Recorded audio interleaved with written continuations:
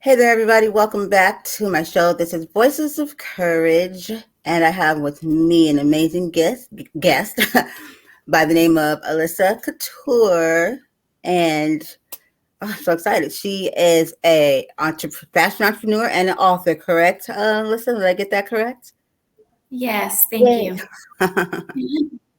I try so hard not to screw up names, what you do. It's like a thing of mine. But thank you for joining us. I'm so happy to have you here with us today. How are you? I'm good, Brandy. How are you? I'm doing good. I'm doing good. It's kind of heated up out here, but early in the morning. But other than that, I'm doing very well. Well, Awesome. thank you once again. I don't know how many times I'm going to say that for being here. What makes you so, to me, I feel like special is that what you do in fashion no one else does, and you have this healthy way of going about fashion, and it's literally like healthy, like a lifestyle. And I read like for like chemicals and all that stuff within our fabrics, right?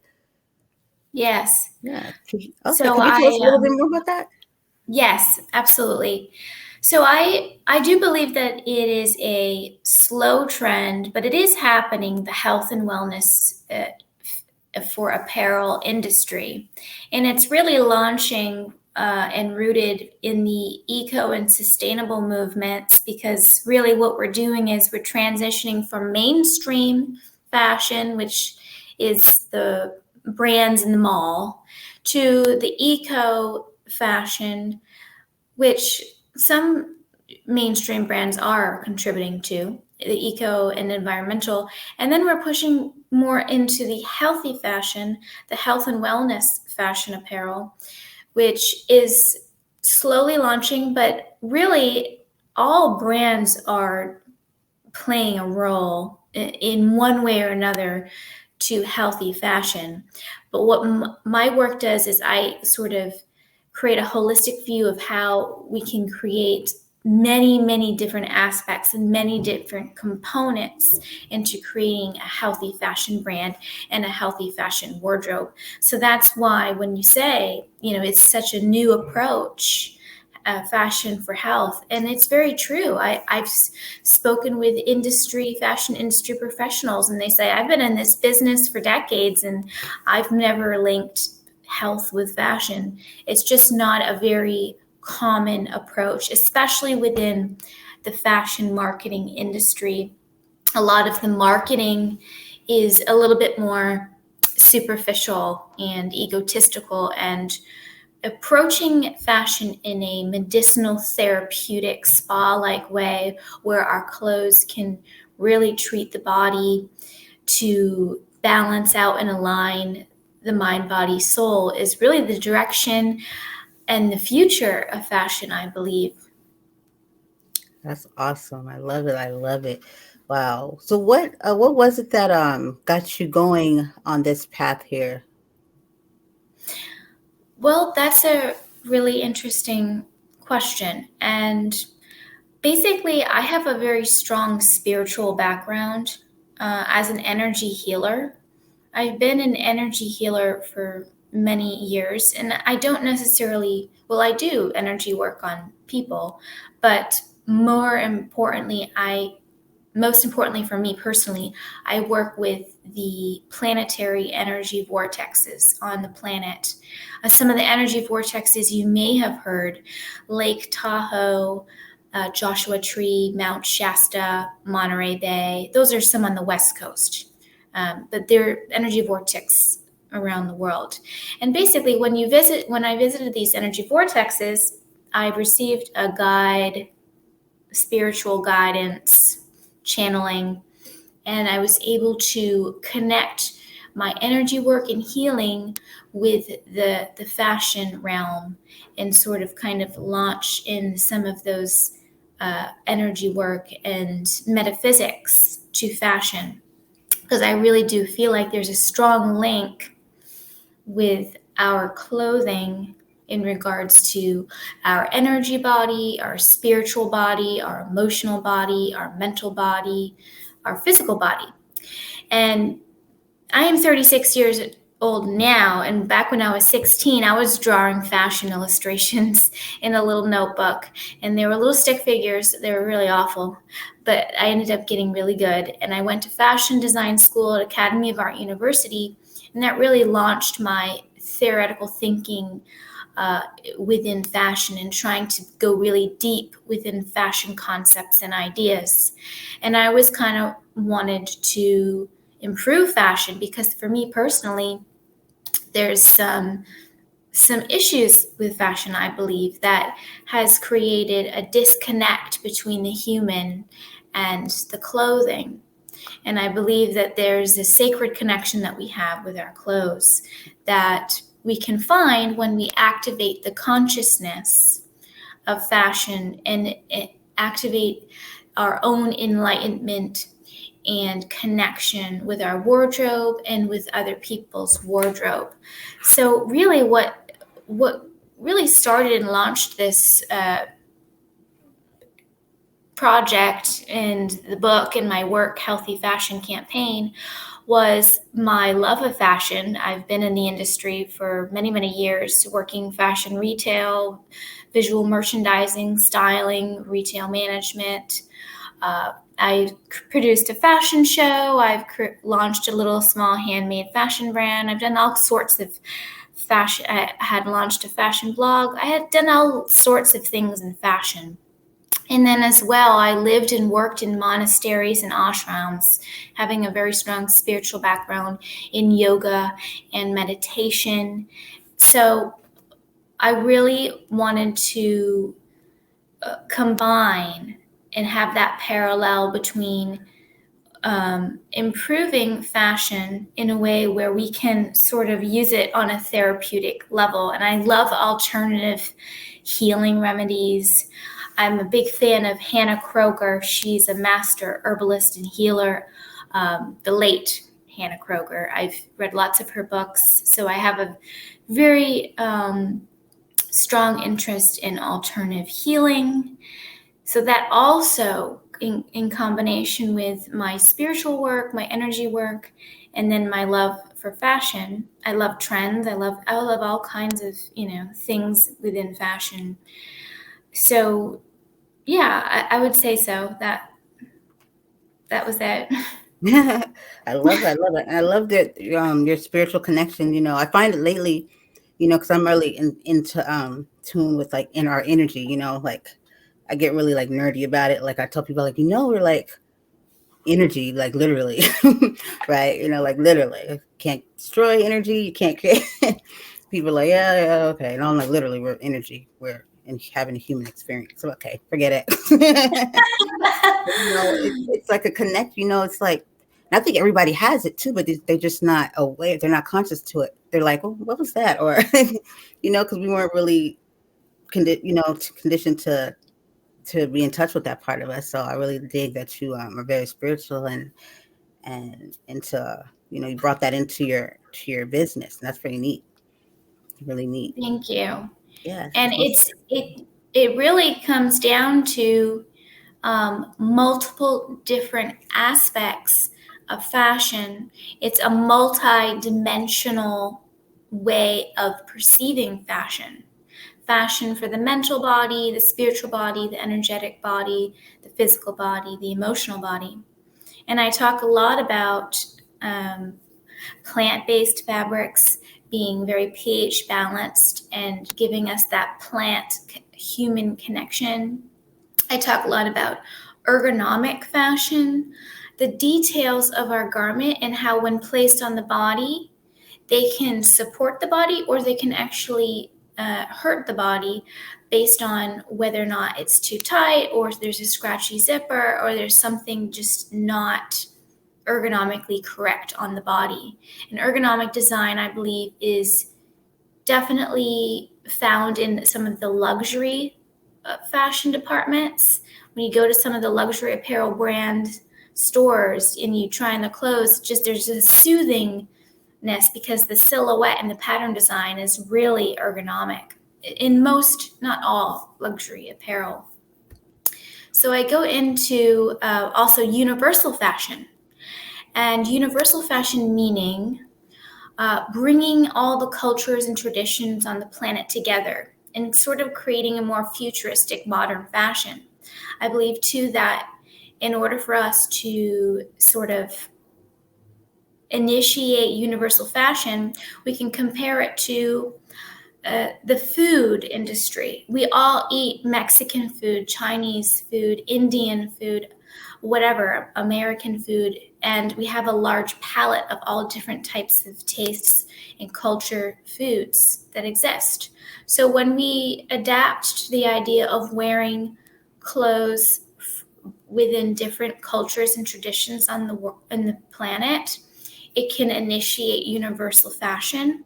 As well too, we really do have to advance and modernize fashion in general. And this can be contributed just in our own wardrobe. I know for me personally, I love basics. I love just fashion basics. I love leisure and minimal wear, but I love to dabble in different style genres too, Yeah. because I feel it expresses different forms of my personality and different archetypes, the Jungian archetypes. It expresses different Jungian archetypes that are within me. So there's definitely a philosophical and psychological aspect to healthy fashion in order to heal the mind, body, and soul. Yeah, definitely, definitely. And I'm taking it. That's why people, like when they get makeovers or when they're at their best, dressed, really nice or in what they like, it changes their whole like vibe and attitude, and because they're really like are. Because I know for me, I wouldn't even want you to see, but I have a lot of clothes to the point where when I'm going through clothes, it's like shopping all over again. I'm like, oh, I forgot I have this.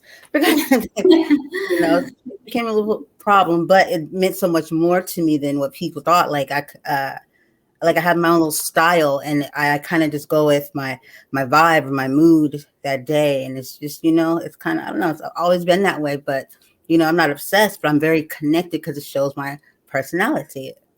You can tell who I am kind of through what I wear. Yes, Yeah. I can tell that you have a very strong fashion presence. And I do believe that we can honor everyone's style, whether they even like fashion or not. Some of the most anti fashion people are actually the most fashionable Yeah. because they're showing a sense of eccentricity and quirkiness. And I find that to be really interesting, especially. People that repeat outfits. I know that a lot of times we're trying to normalize repeat outfits, especially on Instagram when everybody's taking pictures of themselves every day. We just don't have enough outfits. But I have been in your shoes where I've had loads of clothes and it was part of what I needed at the time. And now I'm sort of in the phase where I'm kind of more minimal, but I'd like to get more pieces. I'm really ready to make a more statement with more fashion. So I think it's good to embrace Zen wardrobes, and it's also good to embrace fashion wardrobes that have a lot of clothes. Some people just need a lot of clothes. it Yeah. just it just Yeah. is that way. I don't know if I need them, but I just surely can't, pass up the aisle. I'll try to turn away, and I'm just like, I'll just end up right over there. And sometimes right on the spot, I'll see something and I've never worn that style to be a completely like how you're speaking of different, like cultures and different, never considered wearing it before. But then I'll like look at it. And I'm like, I think this could work. Yes, yeah. Well, I believe you're being in tune with the uh, process of fashion and you with your connection with your wardrobe. You're really tuning in, and I think it's a really important piece to have that strong connection with our wardrobe. It happens with everybody because it's our sense of survival. We have to wear clothes. It's a part of who we are. So no matter what, this connection that we have with clothes is ancient, And it's also healing because the energy and the vibration and frequency of material is an important aspect of what I talk about with my fashion. And as you had said, we're all just energy, and the materials are really energy, especially plants, because the plants carry a spiritual essence. The petroleum synthetic fibers don't carry the spiritual essence as much because it is fossil fuels made from bones that have been what is it called, processed over time. Animal bones and whatnot processed over time. So the oil is a bit more acidic for our bodies, and I always address the idea of wearing pH balanced plant fibers for our clothes, at least the undergarments and the first layer pieces. And I still wear polyester; it's part of our life, and it's very hard to get away from polyester, especially in colder climates, because in colder climates, there's not a lot of outerwear apparel that is 100% plant-based. But we are getting into different alternatives, like cattails. Cattail plant is a weed found in North America, and they're using the fluff of the cattail plant for insulation, as well as capic nut on the tree. There's a fluff in the capic, and that can also it is used as a thermal insulation. And there's a whole assortment of different alternative fibers that are being produced and developed in the textile industry, because our dependence on petroleum oil is going too far. And what you've noticed in other industries, even the car industry, they're trying to develop a plant-based rubber for the tires using dandelion roots. Like it's going far, where we need to start being more plant-based in every industry, because we can't just keep cracking into the earth and sucking out the oil out of the planet. Yeah, that's very true. Well, it's nice to hear that there's people out there that actually care to find a different. I was getting worried for a minute there. I was like, I don't think anybody's, finding out a lot of the things that clothes were the soccer, like materials and things that we, put on our body, like everything seems to be unhealthy. So, but I'm starting to see here plant-based so much more with everything, food, everything. So, but that's nice to hear that there's people that even with their garments. So, And I will mention, Brandy, we can go organic and wear organic, or we can go low impact. There's lots of low impact dyed fabrics, but who has the time to research and locate and find eco-sustainable fashion? If you do want to get serious, you can shop online, because there's a assortment of low impact fashion and non-toxic fashion, especially the label GOTS, Global Organic Textile Standard. That's a really great one to shop for. I know in Target they make GOTS dyed and GOTS fabric bed sheeting. And that's Global Organic Textile Standard. And they certify these fabrics to try to make them better for our bodies. And if you can't afford organic, I just would say plant-based: cotton, linen, rami, hemp, bamboo, tencel, lyocell. And if you want to wear fabrics that are less toxic too, sometimes if the dye is a little bit, I wear all colors. I wear everything. But if you wear lighter colors, sometimes the dyes will not seep in more into and bleed more into the skin. So sometimes wearing lighter colors will help.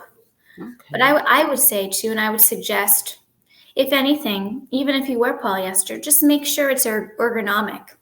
That's very comfortable for the body. You know, a lot of times too, when we wear these polyester fibers, we're sweating, we're itchy, we're uncomfortable. So being able to pick correct synthetics Yeah. that are not uncomfortable is important. Yes, most definitely. Have to wear it all day. You're like, oh. Well, well, I know that within what you do, putting this that the healthy fashion that you create and develop connections with your clients. How has that played a part? Like, what has that experience been like, and how have you seen what you do transform someone and yeah, transform the way they feel and the way they think? Well, I've gotten lots of reviews from my book, Healthy Fashion, and they have outright said, I'm going to think about fashion in a new way. I am no longer thinking about fashion how I used to. And one lady in particular, she had said, this should be really a guide for all. This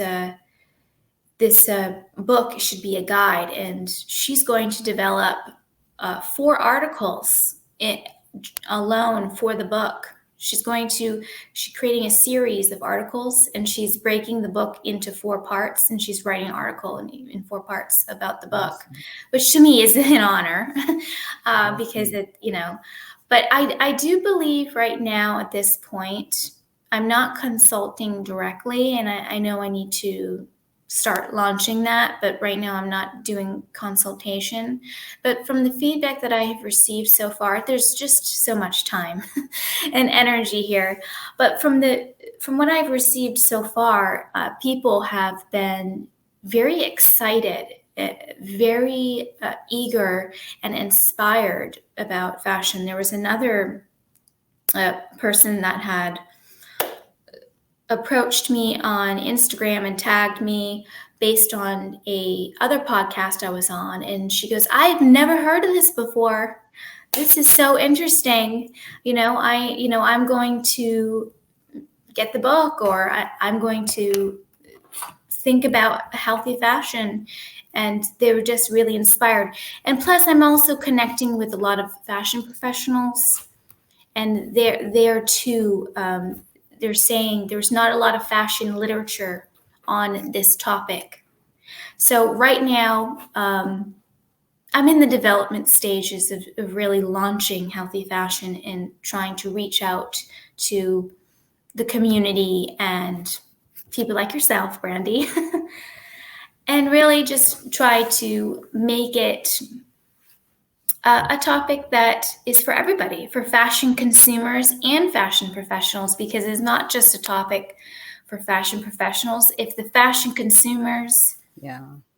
approach this and we fix our own wardrobes, it's going to carry out into the industry and everyone will be influenced. Yeah. I'm thinking about like kids too. Like parents will start, looking at, how they shop for children, and Yeah, that's great. it's not like it's happening. There's tons of if there's a popular non-toxic organic apparel brand, it's going to be children's wear. A lot of children's apparel, they're really into the organic dyes and the organic plant-based fabrics, and reason being they want to protect their baby and their child. Right. They don't want to subject it to chemicals and harsh Right. toxic ingredients and treatments in the fabrics.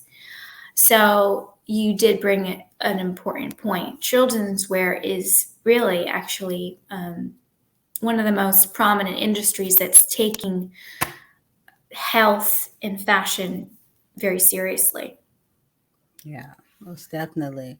That's amazing. It's like a sweep, like worldwide, like it's for everyone, because you know how people feel about their animals and stuff too. So I can totally see, people, have the that like to dress their animals and things like that really, you know, taking it there too. I could see a market for that. So most Yeah. definitely, yeah. Because I'm sure that it's if it's not healthy for us, then it wouldn't be healthy for also for animals, correct? No, yeah, we have to protect the animals.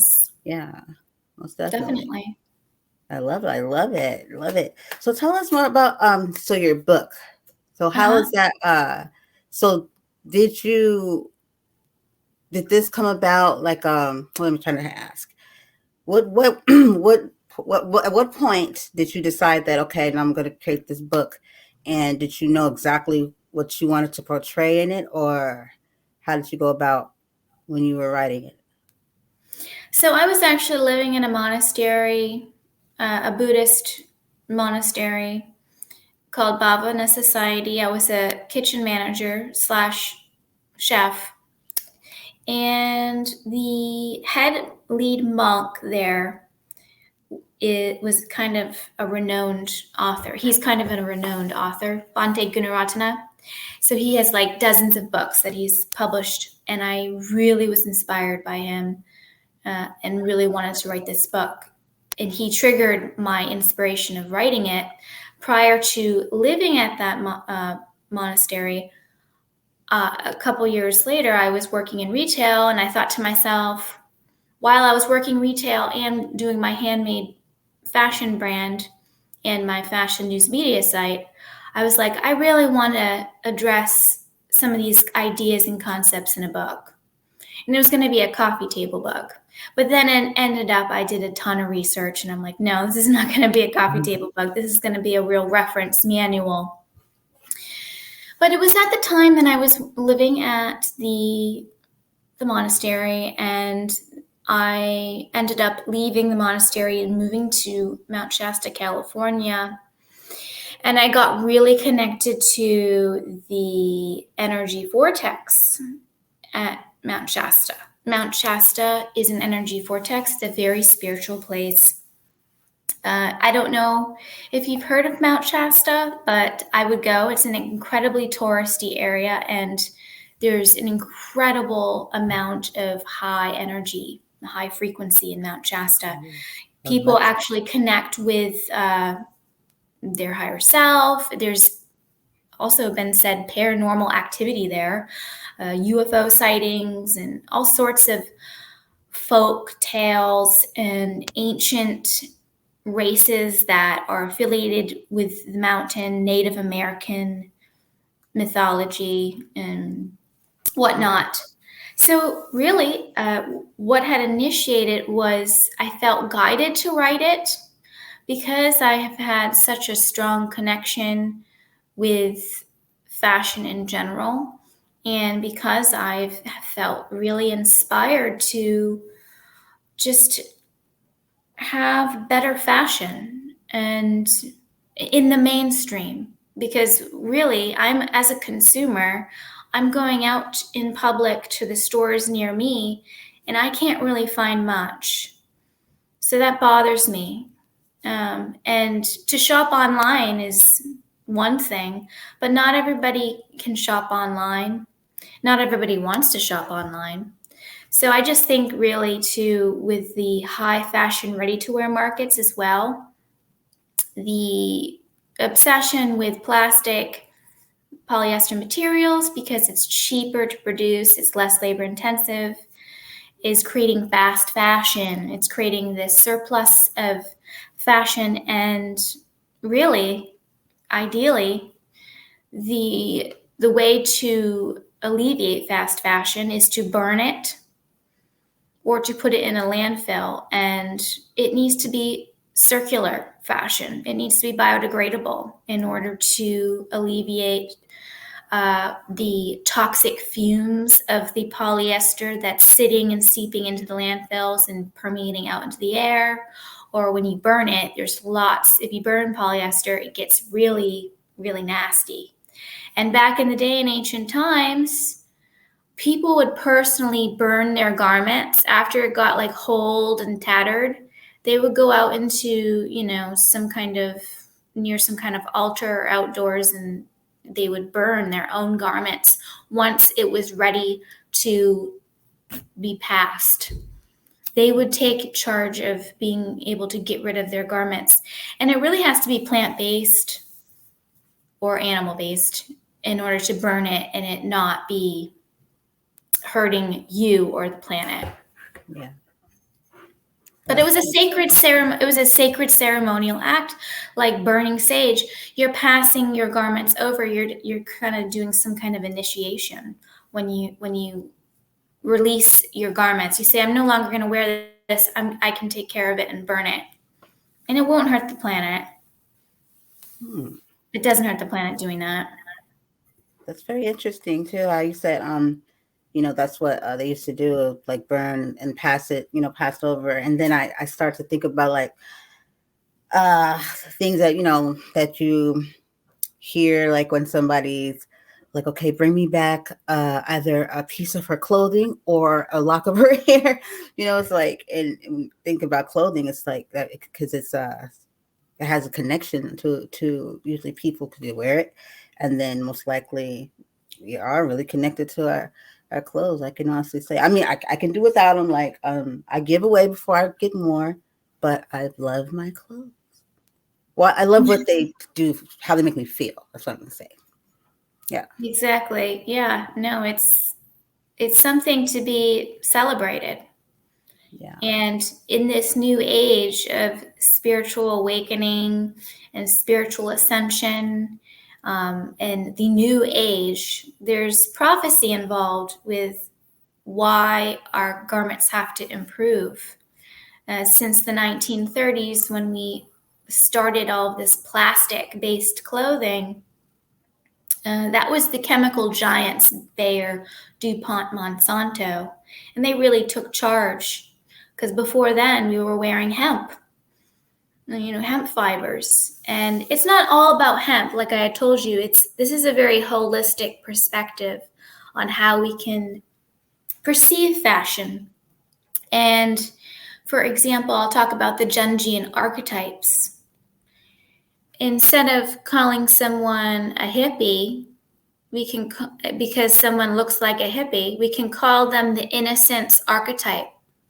Because there's some connotations involved when we call someone a hippie.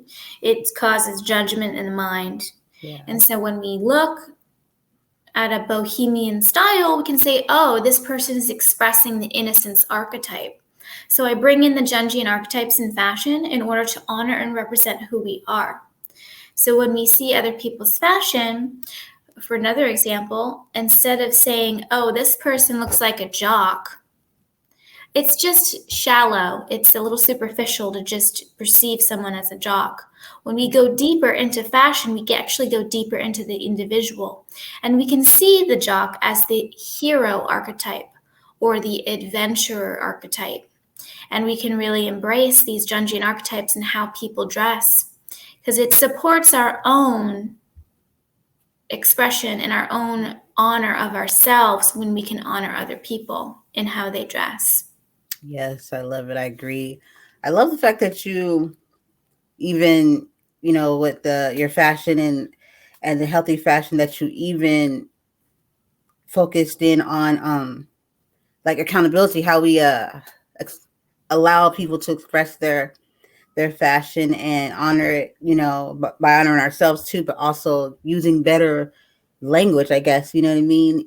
Even if you may be kind of like ignorant to it, but you make it, you bring an awareness to it so that it makes someone aware that they're respecting other people's, expression, and also not making them feel bad or giving them like a complex. And that's very important to tell people, like we do have a effect on one another, even if we don't know each other directly. Like we should consciously go out of our way to not offend someone or learn a better way to, how to make each other feel better, but, instead of just making comments and, just throwing stuff out there and not even holding accountability to it, but literally wanting people to feel good about themselves.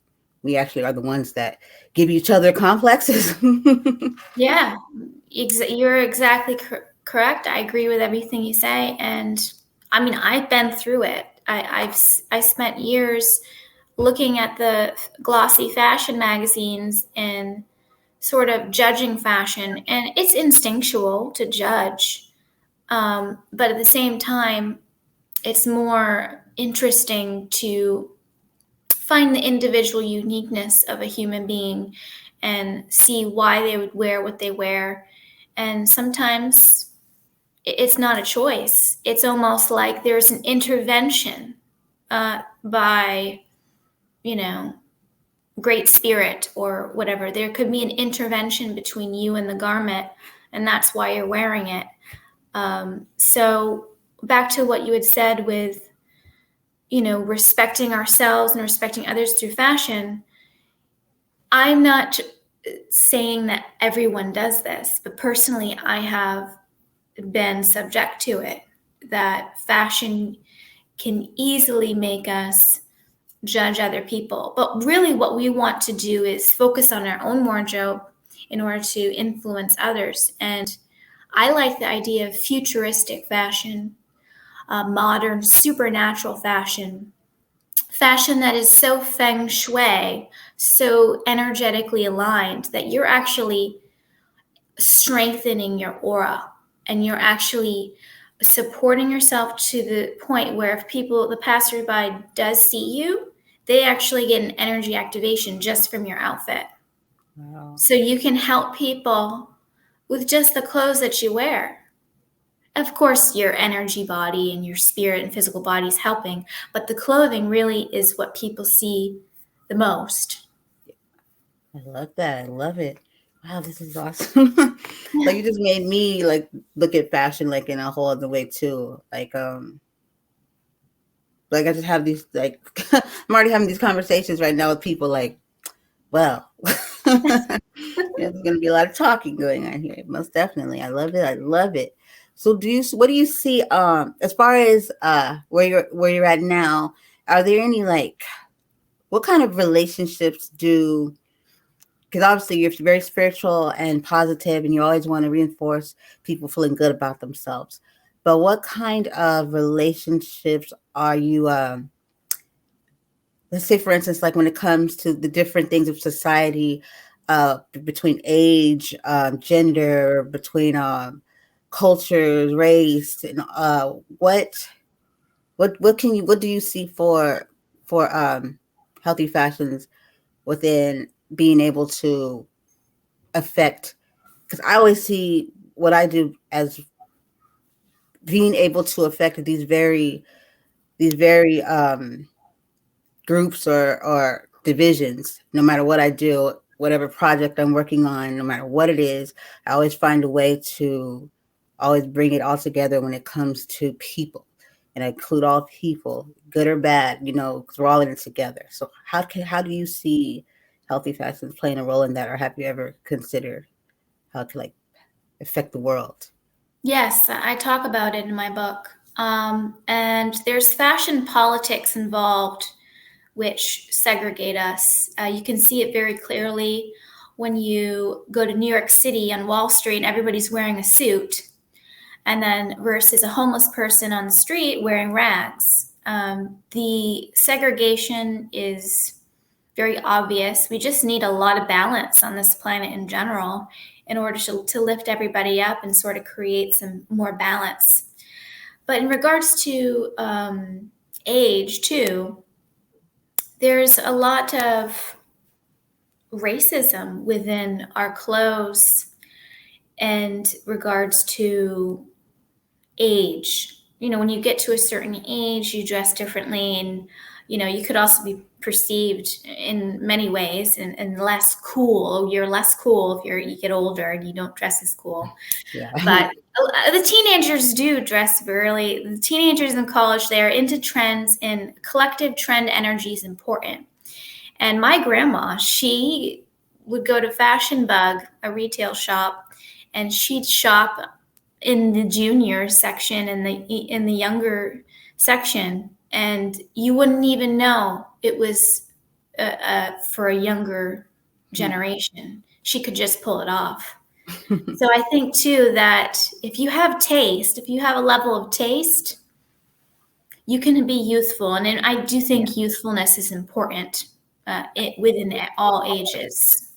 Yeah, most And definitely. Keeps us alive. yeah, Elite. it keeps the energy going. So I do use that as an example. So my grandmother shopping in sort of the junior section, possibly because she's petite and those clothes fit her, but at the same time, she can carry it in a very sophisticated way. So it really does come into the picture of taste and what level of taste a person has, which everybody can practice and develop. Whether you research trends or you just understand and know your body. Like you, for instance, Brandy, you seem to have a very strong fashion presence, and you kind of understand your style. And not everybody has that, and everybody goes through process and evolution in their style, which is totally good. Yeah. Another important point I want to address with what you'd mentioned with segregation, there's also a level of cultural integration that we have to sort of address. And I don't talk about this a lot, but in some parts of the world, some people are still wearing traditional costume, and that's all well and good. But in the mainstream daily wear, we should really level up and not have to wear those traditional costumes. In every single country, it's occurring. For example, well, I'm not going to give a specific example. I'm just saying there's a lot of costume on this planet that needs to be more modernized and futuristic in order to develop the country, because we have to move forward. We don't have to turn into like a UFO alien and wear a spacesuit in order to be futuristic. But at the same time, that could address some of what we need. We always see, aliens wearing the same spacesuit, and it's ergonomic. They all wear it and it looks comfortable. So I think too, when we all kind of can sort of bring fashion trends together collectively as a planet and not just within the fashion markets, the fashion capitals, I think that's going to help a lot. And also, too, it really depends on the human being. There's 7 billion people on this planet. There's probably thousands of different style genres. I can't even, I could spend probably a month writing down different types of style genres. The hip hop, urban, dance wear. I mean, there's just thousands. So we really have an assortment of choice. But what the assortment of choice comes down to is our level of interest and what we like. So that may cause some segregation because we all have, different ideas and thoughts and things that we like to do. But the main thing is cultural integration is very important in the name of fashion, and being able to be an enlightened community and world on this planet. All countries have to participate in modernizing fashion in order to bring enlightenment and consciousness in the fashion world, in our lifestyle. Yes, most definitely. I love it. I love it. I love it. Yes. Yeah, and there is a whole lot of different like genres. Like for me, like I can go from this to bright colors or schoolgirl the Catholic school. It just all depends. The office look or have this one flowing like Little House on the Prairie type of it all depends, but it's all, I just love each and every style. I might go sportsy on you. You never know, but it all just depends on how I'm feeling. But I always wear with confidence. Yep. Yeah. Yes. Definitely. Oh man, I love this. I love everything that you're doing, and I'm gonna still keep reading. I'm gonna post your book on our websites, and we do radio, and I do a lot of room hosting. So I'm definitely this will be a topic, and maybe I'll send you some invites and you can come by and talk to, I do a lot of live social audio because social audio has taken off and, and I'm all over it. So I'm known as the social audio. I go in sports, social audio and podcasts over there. So yeah, definitely send you an invite because what about athletes? Oh, so that'd be cool too. That's something that's a whole little area genre there, right? Like for the Yes. athletes. Oh, yeah. Yeah. Yeah. That is Activewear is important. a big genre for healthy fashion. Yeah. It's very ergonomic. The design is very ergonomic. Not so much the materials so far, but there has been some plant-based activewear. And